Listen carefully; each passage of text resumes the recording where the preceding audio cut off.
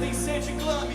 Paz e misericórdia a você que tem acompanhado aqui essa série sobre direção espiritual. Sou o Júlio Neto, da comunidade Aliança de Misericórdia. Você está aqui no meu canal do YouTube e eu fico muito feliz, mas muito feliz mesmo, de poder contar com a sua participação. Estou muito feliz porque o canal, graças a Deus, está indo muito bem, né? Muita gente se inscreveu no canal aí nesses tempos. Eu agradeço muito, mas muito mesmo a confiança de vocês, né? Por esse humilde... Essa humilde colaboração que estou tentando fazer aqui sobre a direção espiritual. Nós já tratamos em 2 capítulos, né, inicialmente a respeito da importância da direção espiritual e depois das características próprias da direção espiritual. No capítulo de hoje nós vamos tratar sobre o papel do diretor espiritual. Mas antes disso, aquele lembrete que é tão importante para a gente fazer com que esse canal possa crescer e ser levado a mais pessoas, não simplesmente para uma autopromoção, irmãos de verdade, mas pelo fato de que isso, né, traz um bem, com certeza, muito significativo à vida das pessoas que são impactadas por esse conteúdo. Então, eu queria pedir a você que você compartilhe esse material que nós estamos transmitindo aqui. Você pode compartilhar no Facebook, né? Pega o link aí, manda no seu WhatsApp, mas principalmente deixa seu like, né? Deixa seu like aqui pra gente. Não deixa de fazer os seus comentários, principalmente colocando as suas dúvidas, porque alguns que são mais pessoais eu vou responder diretamente. Outros nós vamos fazer um último vídeo depois, se assim for necessário, se houver conteúdo para isso, né? Se houverem dúvidas para isso, nós vamos fazer um só tirando dúvidas, tá legal? Ou melhor, talvez a gente possa fazer até um ao vivo. O que vocês acham disso? Vamos pensar. Então, nós vamos tratar agora do papel do diretor espiritual. E o papel do diretor espiritual está ligado a um papel de um pastor. Não, claramente, o bom pastor, a quem nós devemos ter por referência, mas que é o bom, o perfeito pastor, que é Jesus.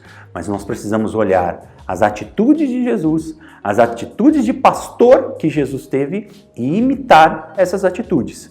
Um bom diretor espiritual é aquele que tem como exemplo Jesus, o bom pastor, e que tenta refletir no seu atendimento, no seu trabalho da direção espiritual, as mesmas atitudes de Jesus, o bom pastor. Ou seja, ele difere do mercenário, ok? O mercenário é uma coisa, o pastor é outra, né? Depois você pode pegar lá a passagem do bom pastor e aprofundar um pouco mais essa realidade, vendo a diferença, e existem, né, as grandes diferenças entre o pastor e o mercenário, né? O pastor entra pela porta, o mercenário entra escondido, né? O pastor quer o bem das ovelhas, o mercenário quer matar as ovelhas, né? Então existe toda essa diferença que é muito importante a ser consideradas, ok? O papel do diretor espiritual também toca o fato daquilo que nós já comentamos um pouco no vídeo anterior e que agora é importante aprofundar. Um caminho de pedagogia. E esse caminho de pedagogia, ele precisa ser objetivo, ele precisa ter metas. Então, com a direção espiritual, você precisa, aos poucos,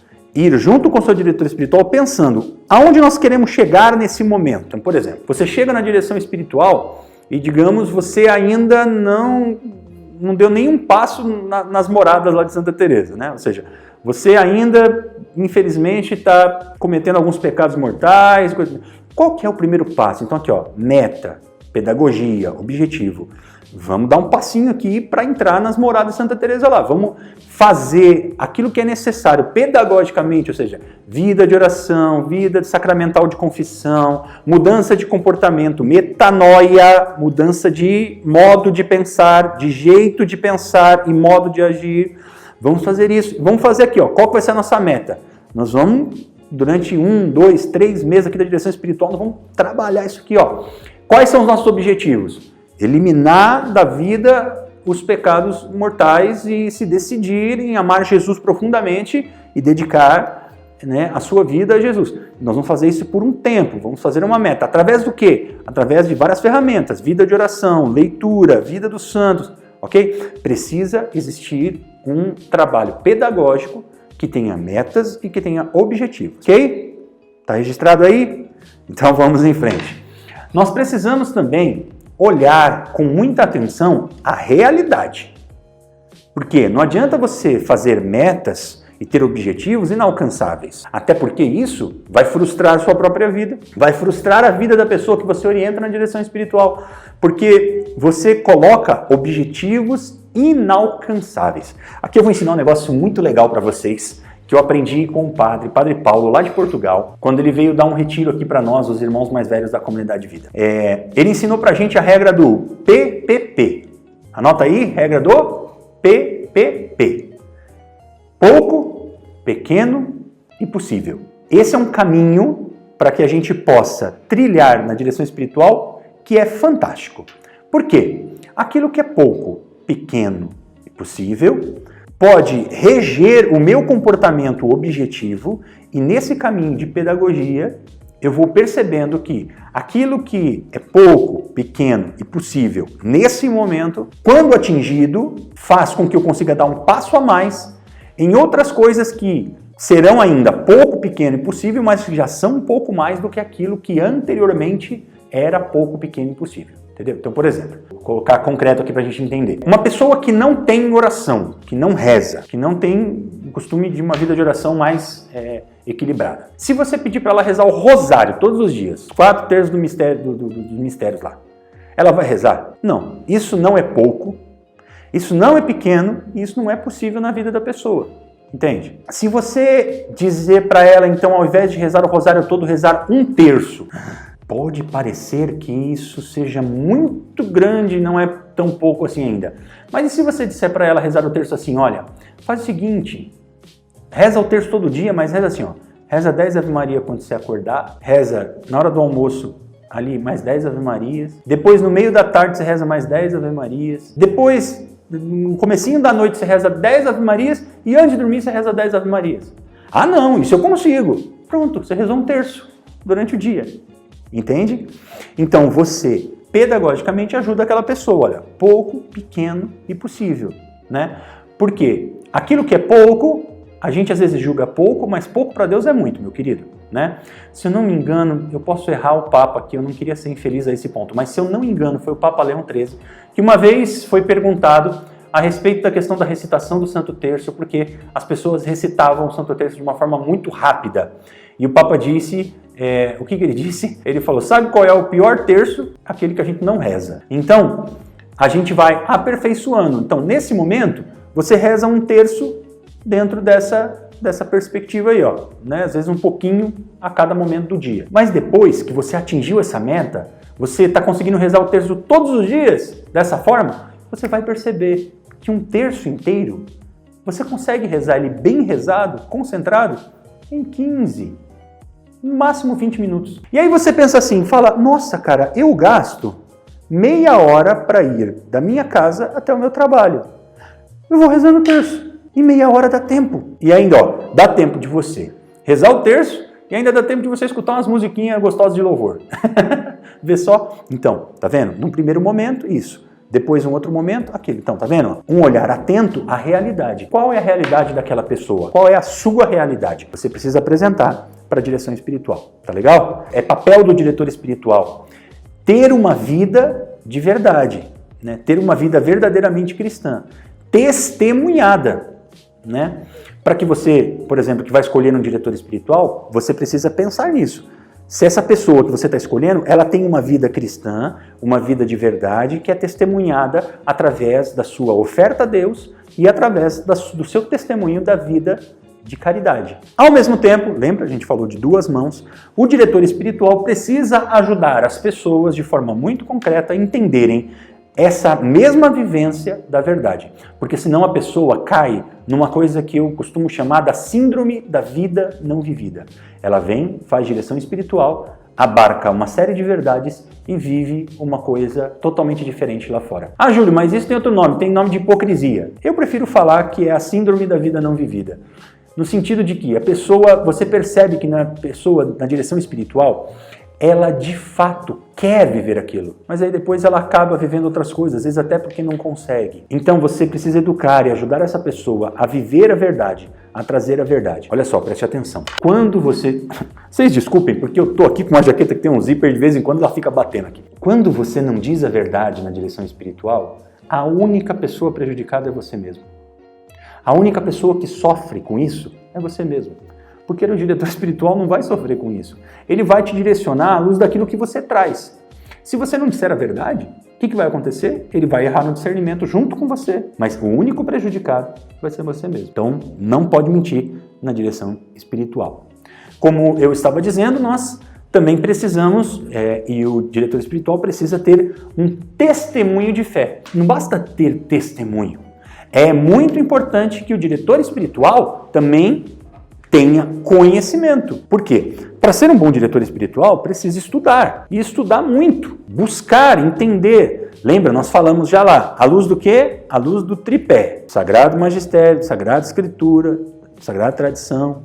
Ok? É muito importante que esse caminho de estudo aconteça através de cursos, através de aperfeiçoamentos. Então, por exemplo, eu me formei em teologia, eu tenho uma especialização na área de counseling, que é acompanhamento psicoespiritual. Agora, estou para começar uma pós-graduação na área de direção espiritual em específico, 2 anos de pós-graduação nessa área.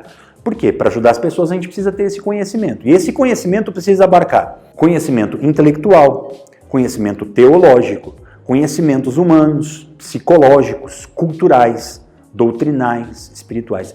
Atualizados, inclusive, né? Quando eu falo disso, eu gosto sempre de dar um exemplo, que é o exemplo de uma mudança que que nós tivemos agora há pouco tempo, né, na nossa realidade de fé, porque, por exemplo, eu tenho aqui na mesa aqui, né, o Catecismo da Igreja Católica. Esse catecismo, por exemplo, tem algumas coisas que tem alguma mudança ali. Até pouco tempo atrás, vou dar um exemplo a você, até pouco tempo atrás, esse catecismo aqui, ok? Nesse catecismo, fala que a igreja poderia pensar na possibilidade da questão da pena de morte. Ok? Existe? Bom, vamos fazer o seguinte, vamos pegar isso, vem comigo. Deixa eu pegar aqui o catecismo. Olha só, esses livros não estão aqui só para a gente exibir não, tá bom? Eu estou com a Sagrada Escritura aqui, se a gente precisar acessar alguma coisa. Tem o livro da Pedagogia e Direção Espiritual do Frei Patrício. E tem esse livro aqui, cara, que é fundamental. Eu gosto pra caramba, A Arte de Ajudar, que é de um cara fantástico, Padre Alexandre Aui. Sabe quem é esse cara? Ele foi meu professor na Faculdade de Teologia. Ele é diretor espiritual do nosso querido irmão aqui da comunidade, Rafael Brito, Rafinha. E ele hoje, ele é um dos responsáveis, ele é o secretário-geral do Dicastério dos Leigos lá em Roma. Um amigo pessoal do Papa Francisco, um cara muito bom.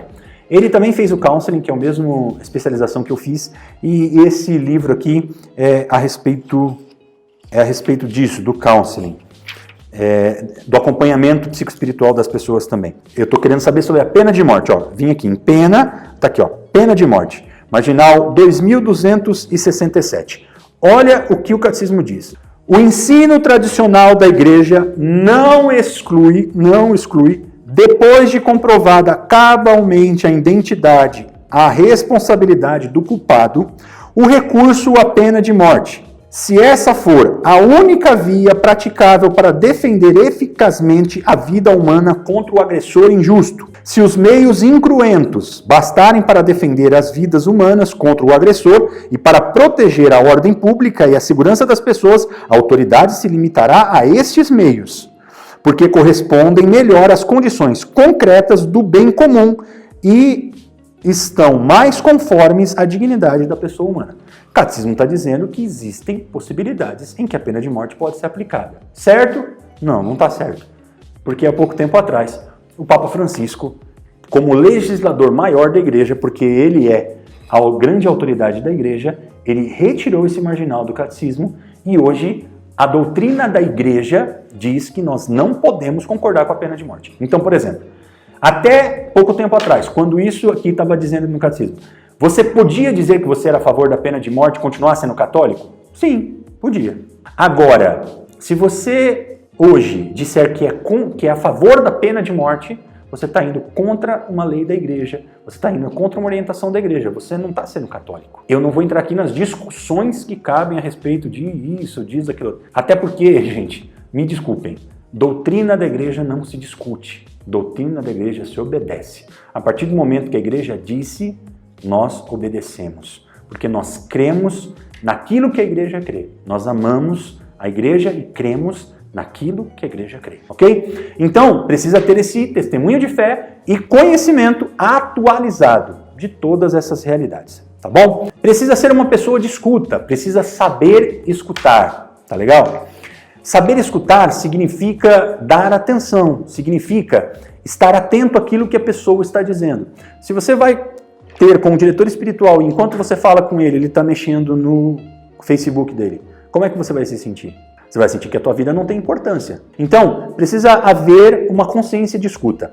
Eu vou gravar, eu não sei ainda se uma série ou se eu vou gravar especificamente uma formação sobre a questão da escuta, porque é uma formação fantástica que eu tenho lá preparada, guardada aqui no meu computador, para que a gente fale sobre isso. Nós vamos aprofundar muito o que é escuta. Você nem imagina a graça que é isso. Tá legal? Se você quer saber a respeito disso aí, deixa nos comentários. Se você tem intenção de querer uma formação sobre escuta, deixa nos comentários aí pra gente, tá bom? O diretor espiritual precisa saber escutar. Precisa ter maturidade afetiva. Precisa ter equilíbrio afetivo. Por quê? Por dois motivos. Primeiro, porque ele precisa saber ter um distanciamento entre a quem ele acompanha e a própria vida dele, né? Às vezes aparece na direção espiritual coisas que mexem emocionalmente com a gente. Mas a gente precisa ter esse equilíbrio emocional, esse equilíbrio afetivo, de poder ajudar a outra pessoa. Já pensou se a outra pessoa vem conversar com a gente e ela está desesperada por conta de uma desgraça muito grande que está acontecendo na vida dela, e ela começa a chorar e você também chora e se desespera? Gente, meu Deus do céu, né? Aí a pessoa, tadinha, né? Que esperança que ela tem? Eu não estou dizendo que é para ser insensível. Eu já chorei em direção espiritual. Mas é diferente você chorar de compaixão e mostrar a sua compaixão por alguém, ou você chorar de desespero, estando tão desesperado quanto aquela pessoa que está ali na sua frente. Maturidade afetiva, tá legal? Anote isso porque isso é uma coisa muito importante. Tem uma coisa também dentro desse processo, né? Nós vamos aprofundar essa realidade um pouco melhor no capítulo 4, mas uma coisa com a qual a gente precisa lidar, que é a questão da discrição sobre aquilo que a pessoa está trazendo para a gente. Discrição não somente no sentido do sigilo, né? A questão do sigilo é óbvia, né? A gente não pode revelar nada da direção espiritual para ninguém de forma alguma. E eu quero dizer que isso é uma mão de duas vias, tá bom, gente? Porque às vezes a gente, como diretor espiritual, guarda o sigilo daquilo que a pessoa traz pra gente, e a pessoa sai falando pra todo mundo por aí o que ela trouxe pra direção espiritual. Isso é errado também, viu? Acorda pra vida. Até porque muitas vezes você fica falando aí por fora, meu diretor espiritual disse que eu devo fazer isso, que eu devo fazer... Aí a gente ainda fica levando o nome dos outros, fica, né, falando que a gente que é culpado pelas escolhas das vidas das pessoas. Sigilo de mão dupla, de quem conduz a direção espiritual e de quem faz a direção espiritual. Então, dentro disso, existe esse processo também de discrição. Ainda que você seja afetado emocionalmente por aquilo que a pessoa te conte, é preciso você ter uma certa discrição. Já pensou você fazendo caras e bocas, né, escandalizado com aquilo que a pessoa está trazendo para você? Se bem, meu irmão, que na direção espiritual, depois de um tempo, nada mais te escandaliza. Porque você começa a perceber que o inimigo de Deus, o demônio, ele é completamente sujo, ele faz de tudo para destruir a vida das pessoas. Então você não se escandaliza com mais nada. Você sabe que o demônio é capaz de fazer um mal como aquele. Mas ainda que de repente você se sentiu afetado, é importante, às vezes, até você dizer. Você pode, por exemplo, enquanto você está atendendo a pessoa, dizer para ela: nossa, isso que você disse me tocou profundamente. Olha, isso que você disse enche o meu coração de compaixão. Eu sou capaz de sentir a sua dor. Como deve ter sido difícil para você ter experimentado uma coisa como essa. Você não precisa deixar de apresentar os seus sentimentos. Você só precisa ter discrição com eles. Tá legal? O diretor espiritual, a gente já disse isso, é importante ressaltar cada vez mais. Ele precisa entender que ele não pode, não deve, em circunstância alguma, decidir ou definir nada na vida de quem ele orienta. Por fim, as últimas duas coisas muito importantes que nós precisamos tratar aqui ao final desse capítulo 3 é a realidade sobre a amizade, que você precisa compreender que o seu diretor espiritual, ele é um grande amigo de fé. Só que um amigo mais experimentado na fé que você. que tem mais tempo de caminhada que você, que tem mais experiência de caminhada com você. Isso não faz ele melhor do que você, mas tendo mais experiência, ele tem condições de te ajudar num determinado caminho. Só que esse caminho precisa ser de uma amizade, enraizada na fé e muito profunda. Papel do diretor espiritual, né? Padre Pio dizia isso, né? O verdadeiro diretor espiritual é aquele que coloca o filho espiritual na cruz com Jesus. Essa dói, hein? Essa dói. A verdadeira direção espiritual vai sempre confrontar a gente com a realidade. É papel do diretor espiritual confrontar a gente com a verdade e com a realidade. Qual verdade? A verdade que é o próprio Jesus Cristo. Eu sou o caminho, a verdade e a vida. Qual a realidade? As realidades da fé, do magistério, da tradição, da Sagrada Escritura, da experiência da vida dos santos. De qual verdade? A verdade que nasce da sua verdade relativa com a verdade relativa da pessoa com quem você faz direção espiritual. Por que eu estou falando que a nossa verdade é relativa?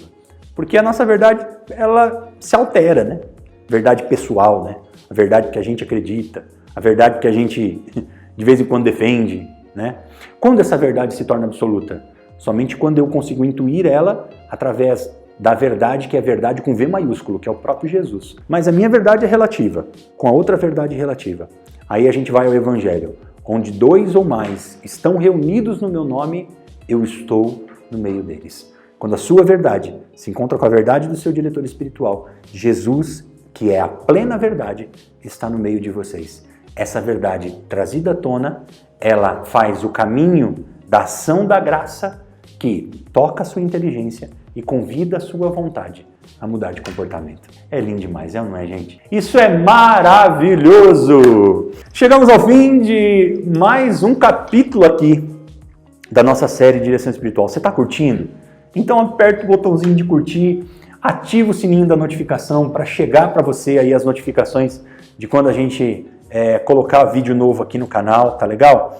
Compartilha, por favor, comenta. Não deixa de comentar principalmente as suas dúvidas, para a gente poder fazer com que, ainda que isso aqui seja uma simples série, como eu disse no começo, não é um curso, né? É uma sériezinha para a gente poder entender melhor a direção espiritual. Então, comenta aí as dúvidas que é para a gente eliminar todas essas dúvidas aí, tá legal? Bom, uma série sempre tem que deixar um gostinho de algo mais para o próximo momento, né? No próximo momento, nós vamos ensinar como um diretor espiritual deve atender diálogos. Como eu devo me preparar para atender o diálogo? Aonde? De que forma? Mais do que isso, vamos estudar profundamente a postura terapêutica. Como eu disse, muitos de vocês estão assistindo essa série para serem incentivados a viver e fazer a direção espiritual, mas também muitos de vocês podem se tornar grandes diretores espirituais e ajudar muita gente a crescer na fé. Então, no próximo capítulo, no capítulo número 4, nós vamos estudar profundamente aqui quais que são as posturas do diretor espiritual. Quero contar com a sua participação. Muito obrigado por agora. Paz e misericórdia. Tamo junto.